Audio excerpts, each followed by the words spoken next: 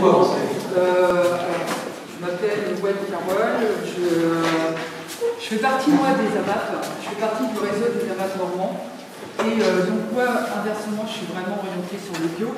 Et depuis le nombre d'années où on travaille avec les producteurs, ça dénote chez eux un sérieux, un investissement et puis une transparence. Voilà, une transparence et de la confiance entre les agriculteurs et nous, consommateurs. Donc voilà, actuellement, il y a plein de petits jeunes qui aimeraient s'implanter sur les terres.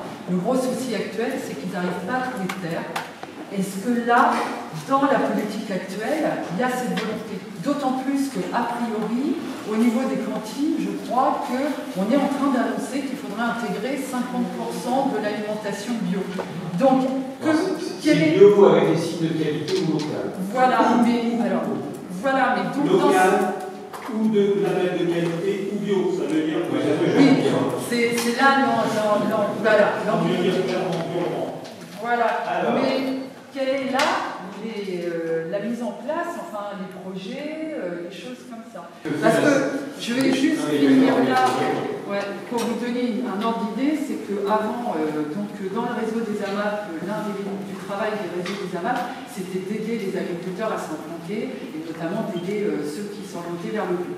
Il n'y a plus de subventions, il n'y a plus rien, sous prétexte qu'il y a eu fusion et au niveau de la région, ce qui fait qu'en fait que le boulot de terrain qui était fait par eux, personne ne le fait plus. J'aimerais que votre réagir. Sauf aussi déjà la SAFER, la SAFER, voilà, oui, si elle peut agir, enfin, pour que la SAFER intervienne, il faut que les terres, soit qu'elle préempte, qu'elle passe vraiment un acheteur et qu'elle fasse verser son droit de préemption, soit il faut qu'il y ait un vendeur qui vend des terres. Après, quand ça passe à la SAFER, il y a des dossiers qui ont été soutenus, qui sont en agriculture biologique, il n'y a aucun souci là-dessus. Le seul critère qui est un petit peu prépondérant, il faut que ce soit un projet viable, donc avec un financement qui soit prévu et envisagé de manière durable économiquement. Et puis il faut que le porteur de projet ait les compétences, donc les habilitations, enfin la formation. Et dans ces cas-là, il n'y a aucun souci pour qu'il puisse être suivi et accompagné. Donc soit par la SAFER si ça peut être le cas, mais ça peut être aussi des installations en location. Donc là, avec un suivi par une agence, par un organisme de conseil, que ce soit là, tous les organismes qui existent, la Chambre aussi des agriculteurs en agriculture biologique. Il y a des organismes, des anciens grades existent, enfin, leur structure on a été modifiée, mais issus des agriculteurs évidemment. Je pense que on parlait tout à l'heure de dogme, mais je pense que le dogme a changé en agriculture. C'est vrai que le bio était regardé un peu bizarrement il y a quelques années. C'est plus du tout le cas aujourd'hui. Ce qui fait peur encore, c'est le dogme, justement. Mais l'agriculture biologique n'est plus un repoussoir comme ça l'a été il y a quelques années. alors, est-ce que je peux poser une question complémentaire à la réponse que vous venez d'apporter? Comment vous expliquez que le département de l'Eure compte 1,3% de surface agricole utile en bio versus 98,7% en conventionnel? Ça, c'est le premier point. Il y a un rapport de la Cour des comptes de 2014 qui met clairement en accusation, et je pèse les mots, la Cour des comptes n'est pas une instance, n'est pas un rassemblement de gauchistes, hein, comme vous le savez, qui pointe du doigt les dysfonctionnements qui sont liés en fait à l'exercice de ces missions par la SAFER, par les SAFER en règle générale, mais plus particulièrement par les SAFER de Normandie, qui génèrent du résultat net, bon, ça veut dire qu'ils génèrent du chiffre d'affaires, alors que dans leur statut, il est strictement interdit pour les SAFER de générer du chiffre d'affaires. Deuxième point. Troisième point, en tant que coopérative Biocoop, on accompagne les porteurs de projets parce que c'est compliqué sur le territoire de faire en sorte qu'ils puissent avoir accès à la terre. Dans le Vexin, alors c'est le Vexin Île-de-France, mais c'est limitrophe avec la Normandie, l'Agence des espaces verts d'Île-de-France vient de retoquer un projet en maraîchage bio de 6 hectares, c'était avant-hier, 6 hectares sur 59 à distribuer, sous prétexte de l'installation de serres qui ne plairaient pas à l'architecte de bâtiments de France. Donc c'est même pas pour des régions agricoles, mais en tout cas le résultat c'est que sur les 59 hectares qui sont distribués, redistribués via l'AEV, il y en a 0 qui passe au bio. Alors, moi je veux bien qu'en termes de perception, on dise qu'aujourd'hui le bio c'est plus viable, mais dans les faits concrètement, comment on explique que dans le département de l'Eure, indépendamment du fait que ce soit un département de grande culture, on ait ce type de pourcentage et on constate que l'accessibilité à la terre n'est pas réelle, n'existe pas. De fait. Comment ça s'explique? Pourquoi si peu de SAU est-il la responsabilité de la SAFER et de la Chambre d'agriculture? Alors, sur votre deuxième question sur la SAFER, alors là, je suis pas au courant, mais alors là, le rapport de la Cour des comptes, il date de 2014, il est en ligne, il est disponible sur Internet. Je n'en ai pas connaissance et je ne pourrais pas porter un jugement. Alors sur la SAU, pourquoi si faible en Normandie? Je pense que sur la SAU, je pense qu'on est très loin du chiffre national, mais le contexte bioclimatique normand n'est pas aussi favorable à une agriculture biologique qu'il l'est en Ardèche ou en Lozère. Okay. Donc, les difficultés, on a parlé de main-d'œuvre tout à l'heure, de pénibilité du travail, elles sont indéniables. Et je le disais, les mentalités ont évolué. Ça ne fait pas si longtemps que ça que ça a changé. Les générations, enfin, on va être sur une nouvelle génération d'agriculteurs et ça va sûrement, il y aura une progression, je pense, en bio. Et je pense que vous êtes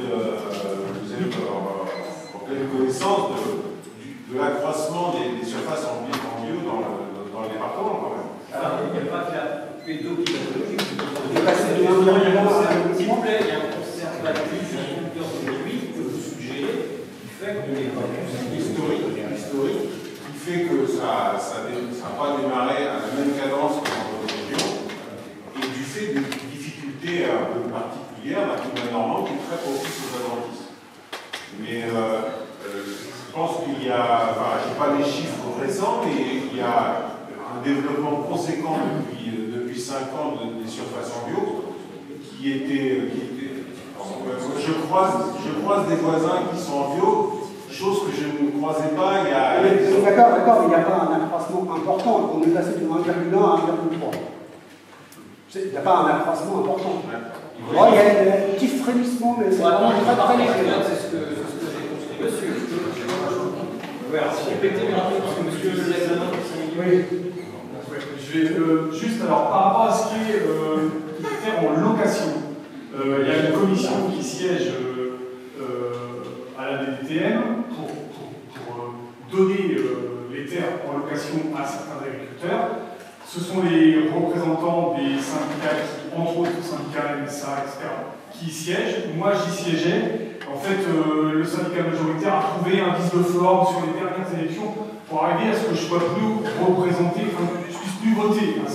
D'ailleurs, ils m'ont dit, tu votes plus, mais par contre, tu viens parce que ton expertise nous intéresse. Donc évidemment, ça n'aide pas non plus à ce que des voix divergentes soutiennent des projets un peu nouveaux. Ensuite, ce n'est pas les terres en location. Le propriétaire, s'il n'a pas envie de louer à un petit maraîcher chevelu, barbu, etc., théoriquement, il n'a pas le droit, mais dans les faits, on ne peut rien lui dire. Donc, et puis après, c'est la surenchère. Il y a ce qu'on appelle des sous-tables, etc., qui ne favorisent pas les choses.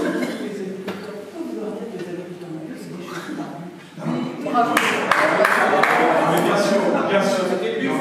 Bien sûr, mais c'était plus lourd. C'était juste pour dire. Alors, c'était juste pour vous dire que ce sont des agriculteurs. C'était juste pour vous dire que ce sont des agriculteurs différents. Et que les agriculteurs traditionnels ne supportent pas bien que des agriculteurs différents viennent. C'est juste ça. Mais on ne va pas insister là-dessus, c'est pas grave.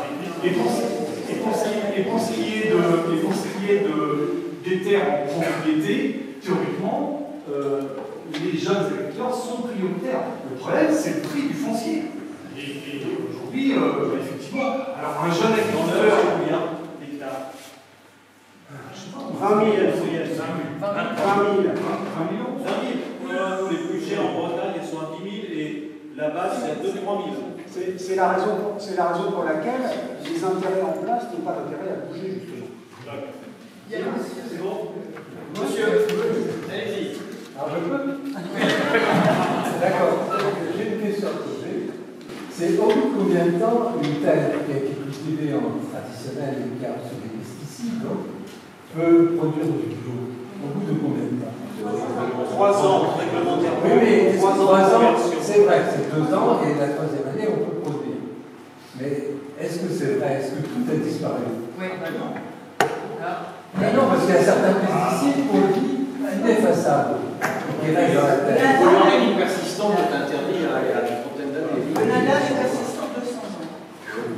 Non, c'était la seule question. Chacun va trouver la réponse. Et le lindane s'accumule dans les carottes, par exemple. Oui, oui. On le retrouve dans l'air. Le premier pesticide mesuré dans l'air en Bretagne, c'est le lindane. C'est interdit depuis 1998. Voilà. Il a été pendu sur le sol avec des fumiers parce que les insecticides allaient faire. Et donc, il est dans les poussières. Et quand on publie, pas au printemps, là, Moi, j'arrive de Bretagne. cancérigène certain, 1979, je crois, par Monsieur Curia, et ensuite le Burkina Faso. Moi, je suis désolé, mais je veux contredire l'argument du collègue chambre d'agriculture.